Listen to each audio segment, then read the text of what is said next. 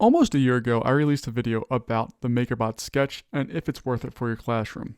Now I've had a lot more time to work with it, had a lot of other experiences with it, and I want to revisit it because I've gotten a lot of comments recently and I just want to address some of the things that I have had issues with and some of the things I still kind of maybe sort of like. The first thing that I got to address is the build plate. Number one, it is very small, especially for the price of the machine that you're buying. It's very, very small. They do have a new one that came out recently that is bigger, but it's also very expensive, so you're going in with that. Also, let's talk about the durability of the build plate itself. One, it's expensive to replace, but you also have to replace them fairly often. My printer at home, which I print on just as much as my ones at school, I've only had to replace the build plate once in its entire history. These I replace every couple of months because they just get chewed up for a lot of different reasons. One of those main reasons is leveling. While it auto levels, and that's fine, setting the height of the extruder and the build head and all that stuff just doesn't work all that well. You can go in 1/10 of a millimeter increments.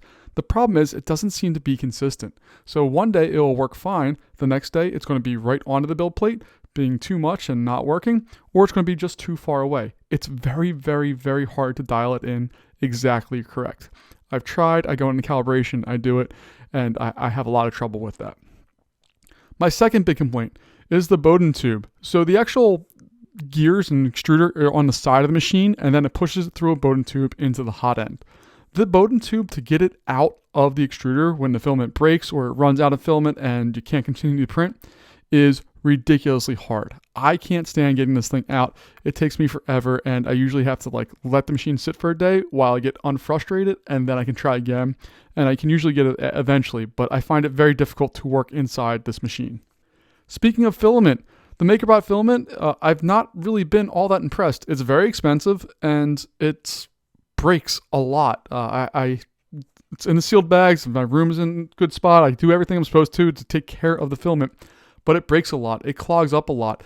It's just not the greatest filament that I've used. I have much better luck with the $20 filament that I can get at my local micro center.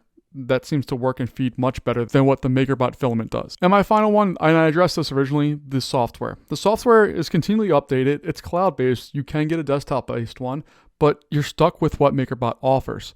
And it's okay, but I want to have a little bit more freedom and a little bit more options in how it goes through and does things. So I would prefer to be able to go in and play with some things, especially the speed of this. It's a very slow printer. I can print on my Dremel in about half the time of what the same print does on my Makebot. So I would love to be able to control a little bit more, but the software doesn't allow you to. You are locked in the Makebot's kind of package of slicing software, and that's all you get. On the positive side, and this is really the only thing I still really like about this machine, is that it's quiet. You can put this in the middle of a classroom and you will never hear it. It's not a big deal. My Dremel sounds like it's ready to rip itself apart, but it prints fast and it prints accurately every time.